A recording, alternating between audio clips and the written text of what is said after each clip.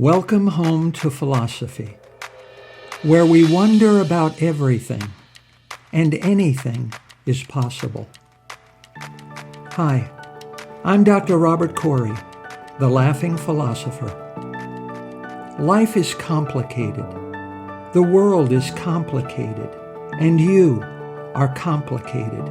Figuring out how to live a happy, meaningful life, guided by wisdom and reason, is not easy. Is life a game? What is love? Should I fear death? Is this a just world?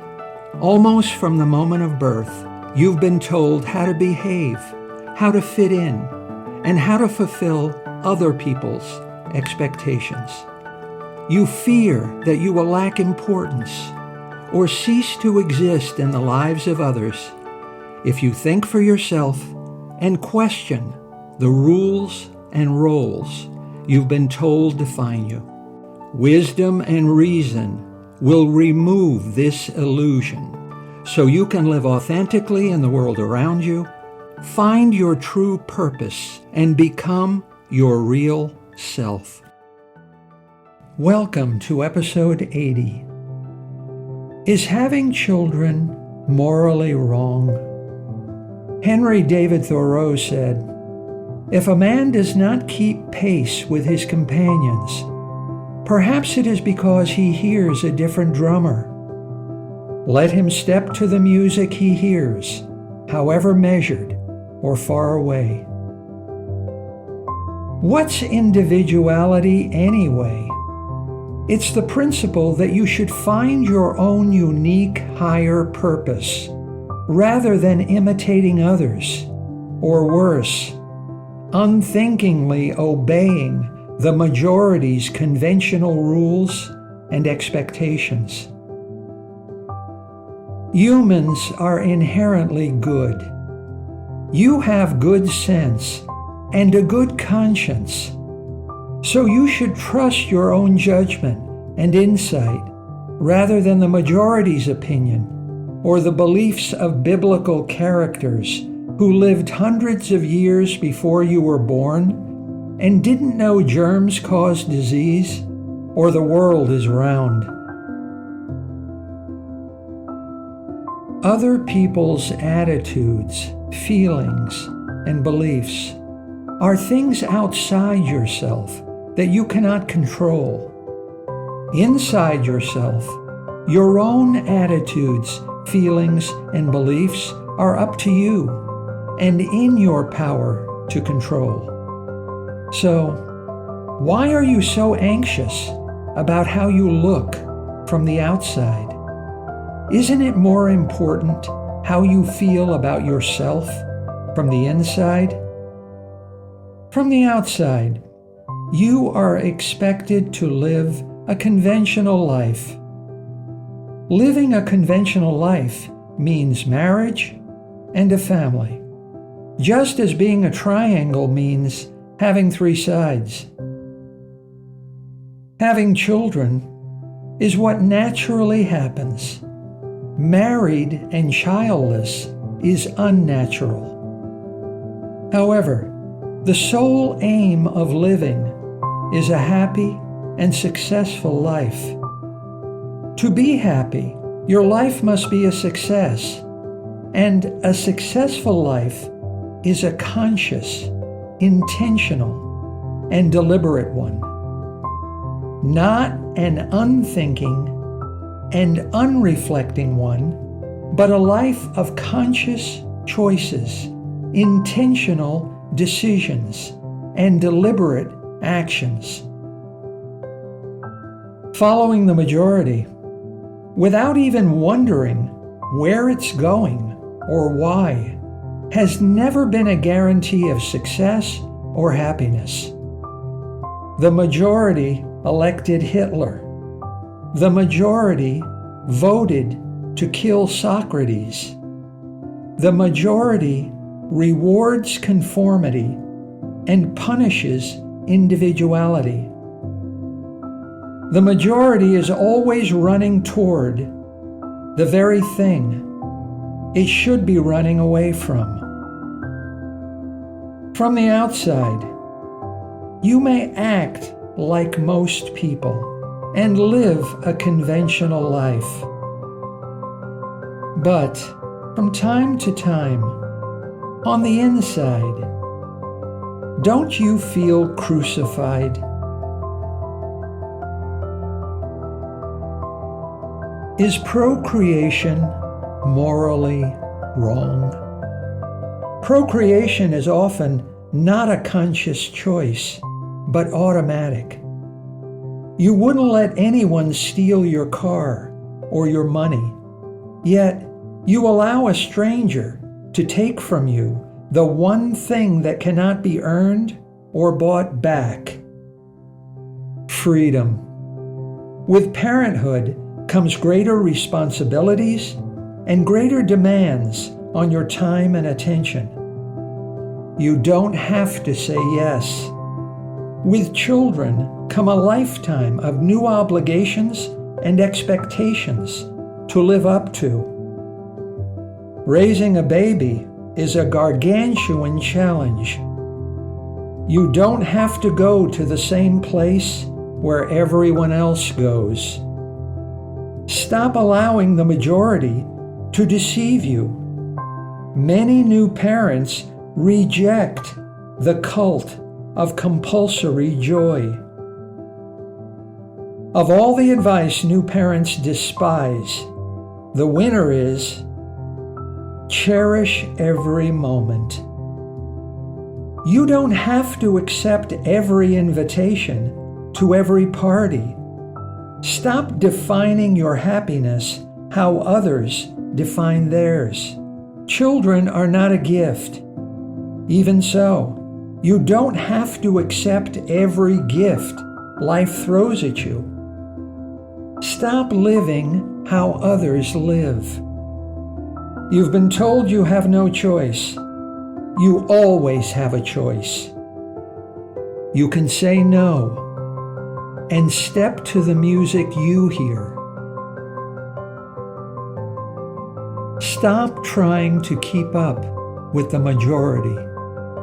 Is procreation on your to-do list of what matters most to you? When you draw down your relationships to the ones that matter most to you, is raising a child among them? When you draw down to the meaningful and let go of the meaningless, do you really want to be a parent? You don't buy every new version of your mobile phone. You don't have to buy every new relationship offered to you. Procreation ought to be a choice. More often, people become parents by default. Under pressure, and in the absence of opposition or a better alternative, people trip, stumble, and fall into parenthood. Not a conscious choice, not an intentional decision, not a deliberate action. Procreation is automatic and unthinking. To live a conscious and deliberate life, don't do anything, don't accept anything, and don't permit anything into your life before asking and answering 3 questions. How much? Why? And for what? This is known as anti-natalism. It's the philosophical perspective that procreation is morally wrong, and humans ought to stop reproducing themselves. It is better for you not to have been born. The anti-natalism arguments from South African philosopher David Benatar are the strongest and most convincing, I believe. So, why have children? How much? Why? For what? How much? The price of procreation is not measured with dirty little rectangular pieces of paper with pictures of dead people on them. Money was only created so humans don't kill each other when they're hungry or need a place to sleep when it rains. The real price of procreation is the number of heartbeats humans must exchange for it. Procreation demands a heavy price from humanity. 20,000 people die every day from hunger. Someone commits suicide every 40 seconds. In the 20th century, 109.7 million humans died in conflict-related deaths between nations. The number of children under the age of 5 dying from preventable causes is over 14,000 a day.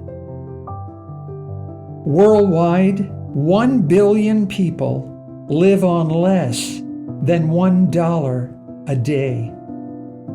And 9.2% of the world survives on less than $1.90 a day. The man who woke up, Siddhartha Gautama, the Buddha, founded the 4th largest religion on this planet based on the principle that at every moment, life is suffering. If each couple has 3 children over 10 generations, then 88,572 new persons will be created.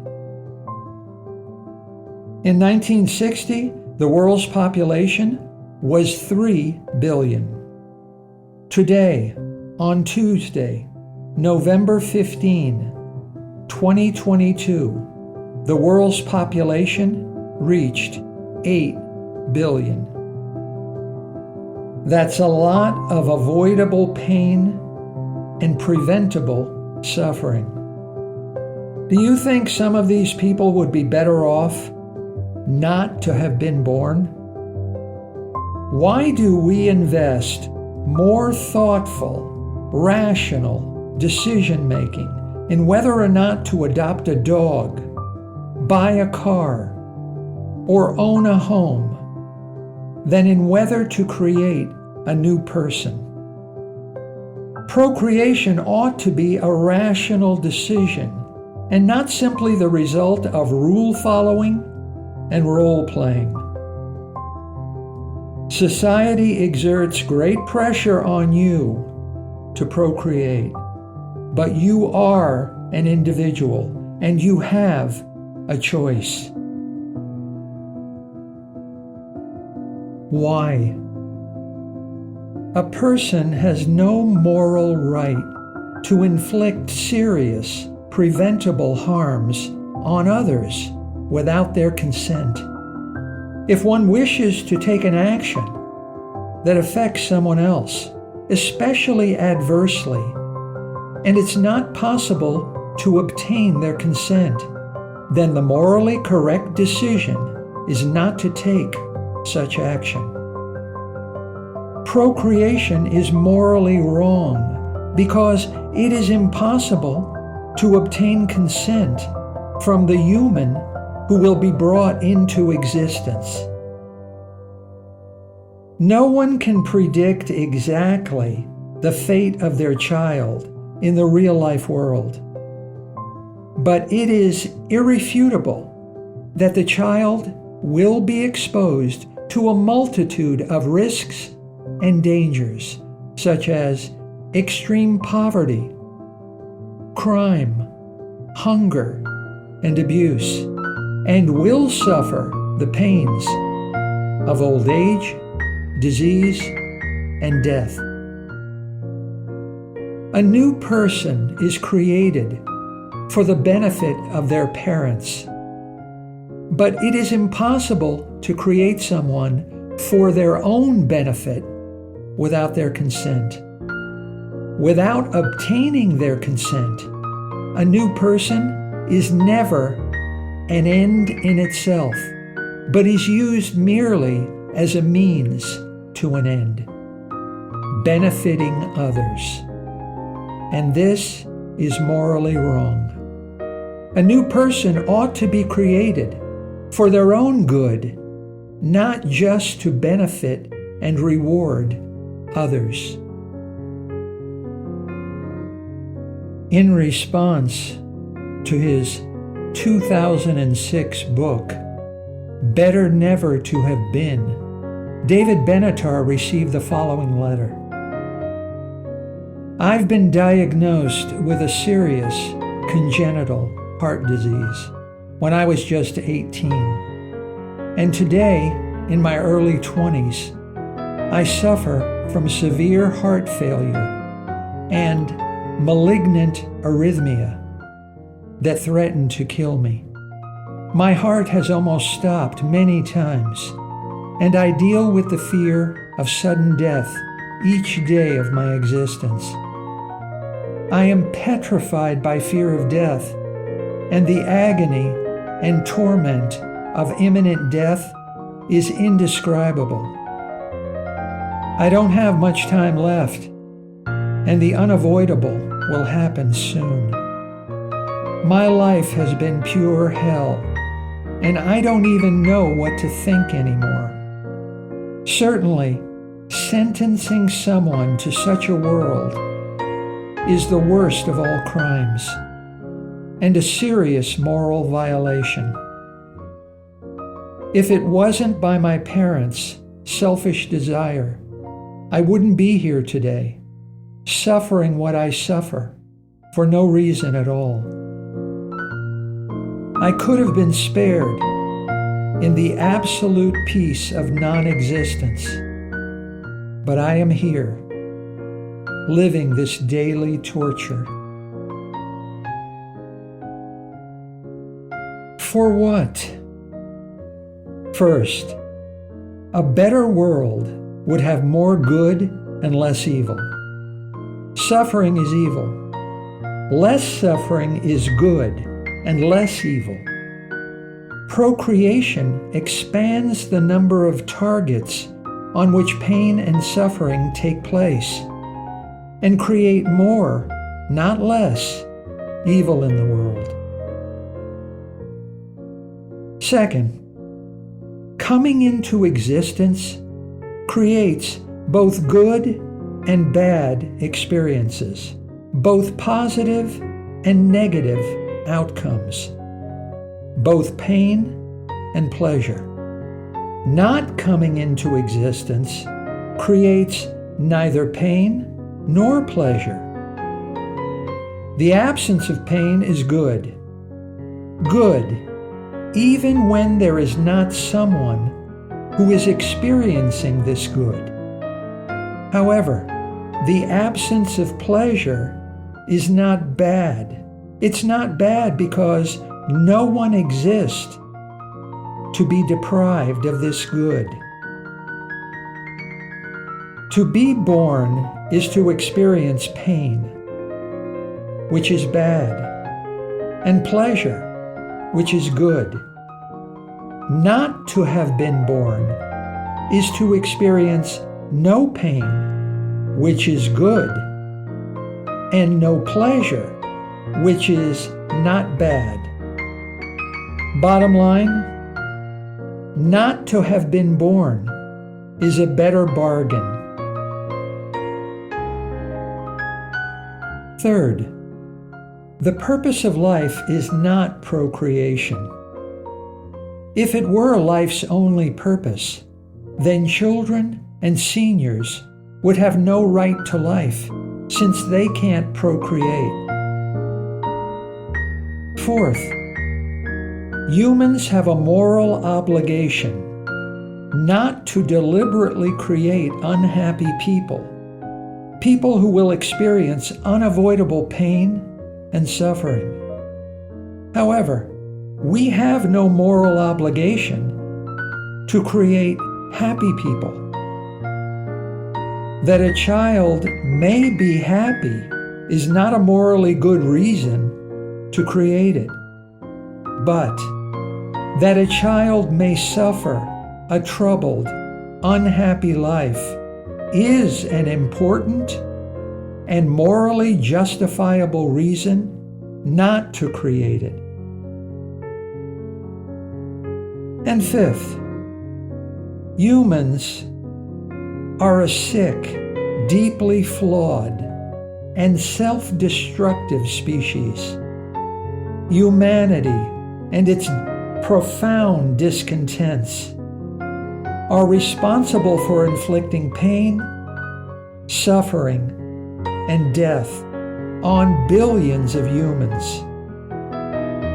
If the same level of pain and destruction were caused by dogs or cats or any other species, our reason, wisdom, and compassion would cause humans to stop any new members of that morally repugnant species from being brought into existence. Raising a baby ought to be a conscious, intentional, and deliberate choice. It should be based on strong reasons and critical thinking, not lame excuses and uncritical assumptions. On your own good judgment and good sense, not other people's selfish wishes and ancient traditions. No, ma'am, having a child will not save your bad marriage. It would be one of the greatest triumphs of humanity, said Sigmund Freud, if we could succeed in raising the responsible act of procreating children to the level of a deliberate and intentional activity, and in freeing it from its entanglement with the necessary satisfaction of a natural need. Are you thinking of procreation? Ask and answer yourself, how much, why, and for what?